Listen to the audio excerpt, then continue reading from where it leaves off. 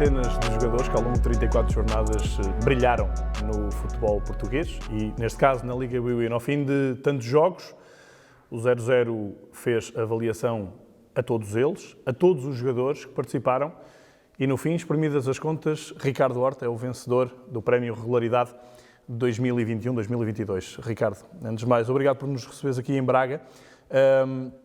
Tu vences este prémio com uma média, e estas notas eram de 1 a 10, uma média de 6,56, exatamente a mesma do Taremi. Vences porque foste nomeado 9 vezes o homem do jogo, contra 3 do Taremi. Parece-te justo? Uma pergunta ingrata logo no início. Sim, creio que também estava bem atribuído ao Taremi, se assim fosse. Não, em primeiro lugar quero agradecer por este prémio. É com muito orgulho que o recebo. É sinal que a época desportiva me correu muito bem e quero agradecer desde já ao 0-0 por esta distinção. Uhum. Tu, quando olhas para trás, posso-te fazer aqui um balanço.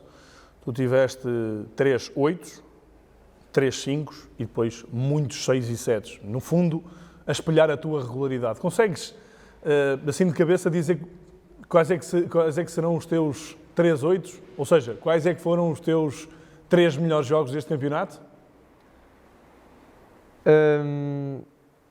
Posso dizer que se calhar foi aqui em casa com o Passos de Ferreira. Certo. Talvez contra o Estoril, aqui em casa. Errado. Alguém avaliou mal esse jogo, então? Vizela. Vizela em casa. E o outro, eu estou a avaliar pelos golos. Também marcaste nesse jogo e desta sim. vitória.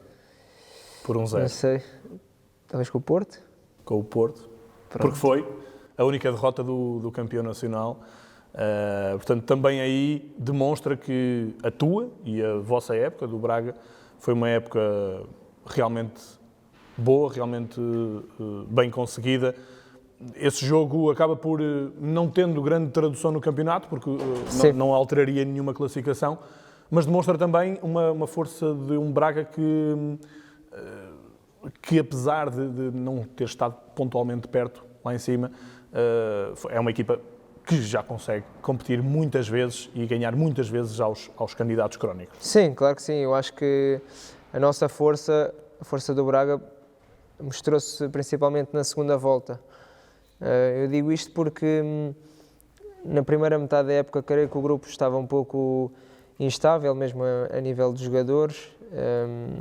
Muitas saídas que, na minha opinião, não foram colmatadas.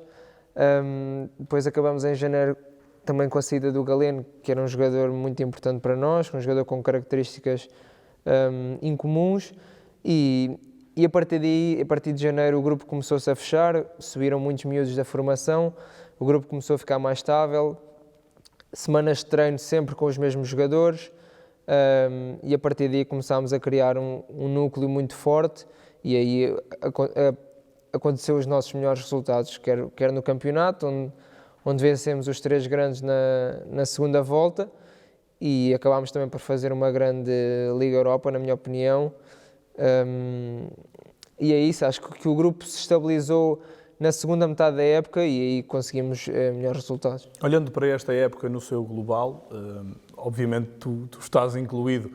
Nós também temos o 11 do ano, os jogadores mais cotados com 2/3 do campeonato realizados. Por exemplo, o Luís Dias, que foi alguém que fez uma grande primeira volta, não entra nisso. Mas lanço também o desafio. Escolheres tu o teu 11 do ano deste campeonato. Consegues?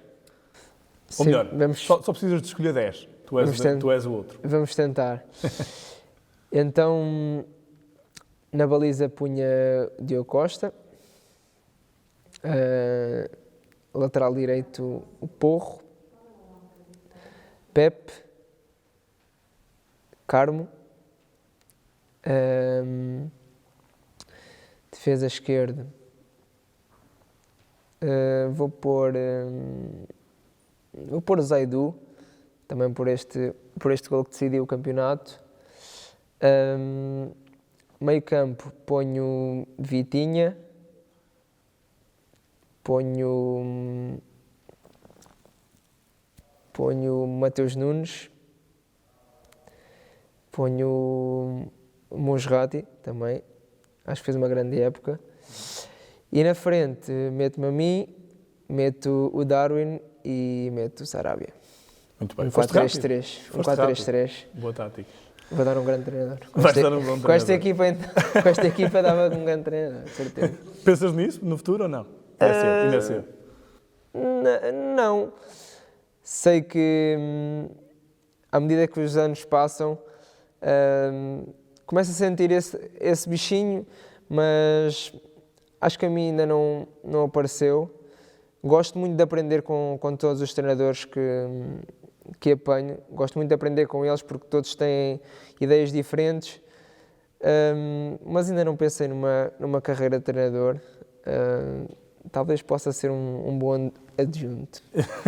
Pode não ser até no futebol, porque há pouco estivemos aqui a falar com o teu irmão e é impressionante o ecletismo que vocês têm. Vocês gostam mesmo de desporto, não é? Vocês, sim. Ele contou que vocês, antes deste último jogo, vieram a acompanhar o giro.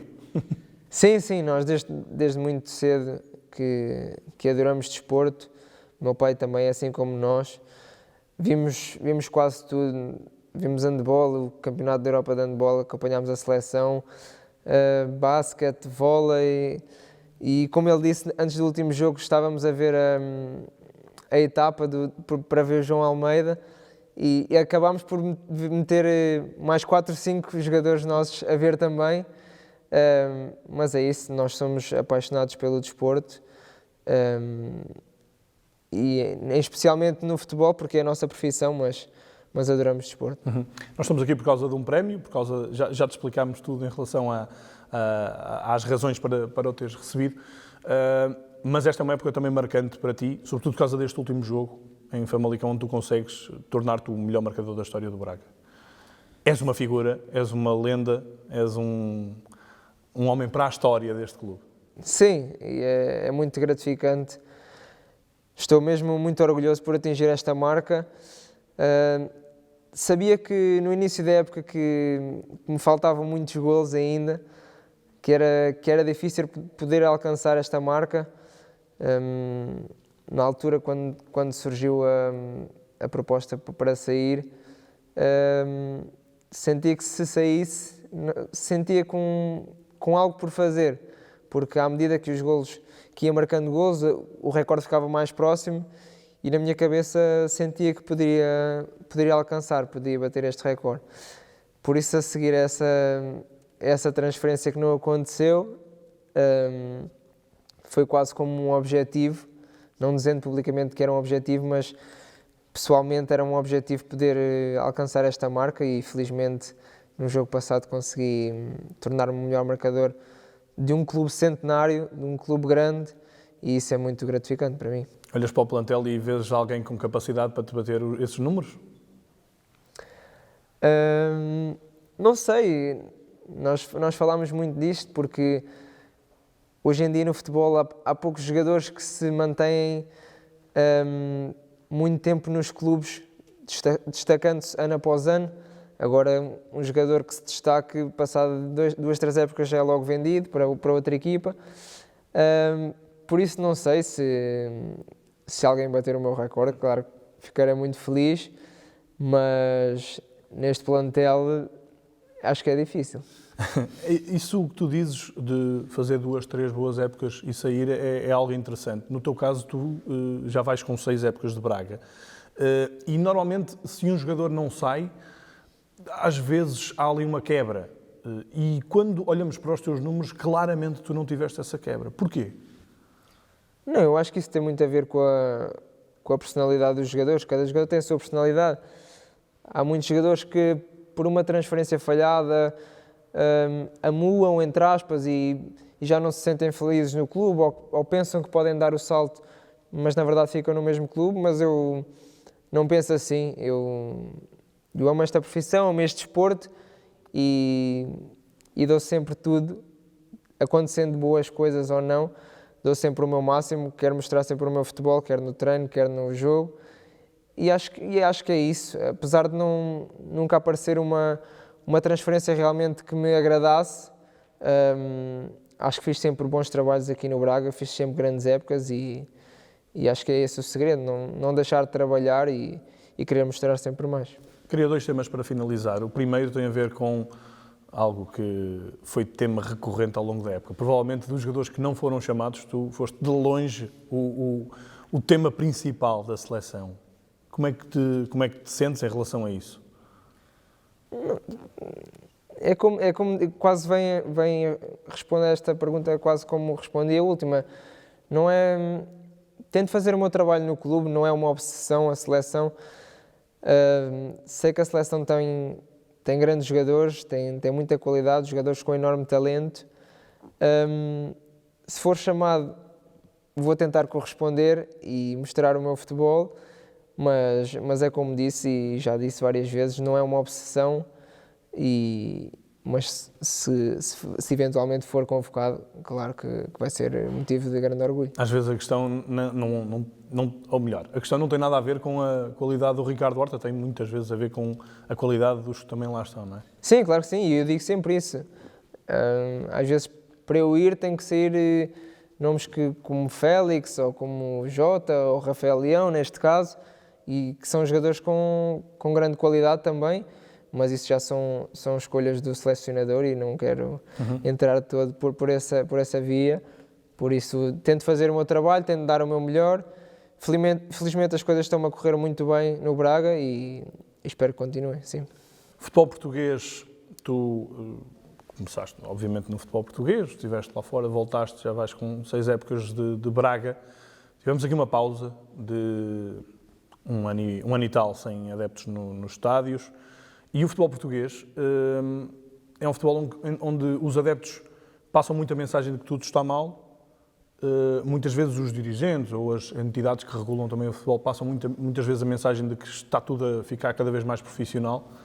Vocês que estão lá dentro e que vivem o futebol como ninguém, qual é a perspectiva que têm em relação a isto? Estamos a ter um futebol melhor, um futebol pior? É assim, eu na minha opinião, e falo muitas vezes com amigos meus em relação a isso, porque eles no fundo também são adeptos, eu digo sempre que o futebol é dentro das 4 linhas.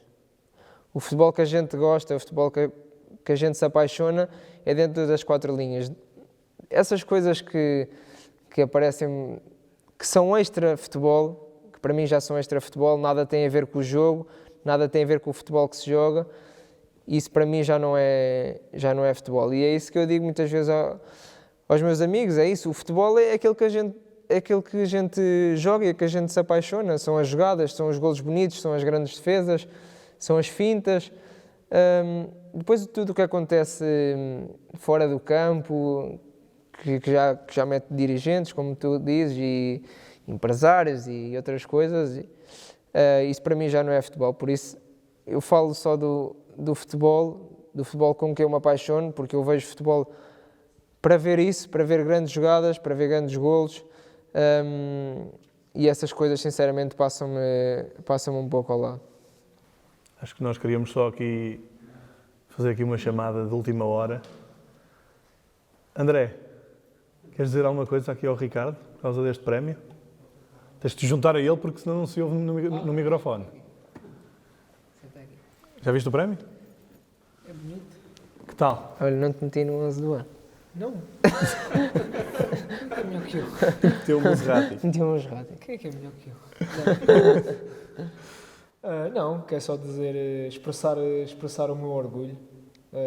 Acho que não é todos os dias que vemos o nosso irmão sagrar-se o melhor marcador da história de um clube, ser reconhecido pelo 00, um site muito conhecido a nível nacional e internacional, dar-lhe este prestigiante prémio e, como vou voltar a dizer, é um orgulho realmente poder jogar com ele, poder viver tudo isto com ele.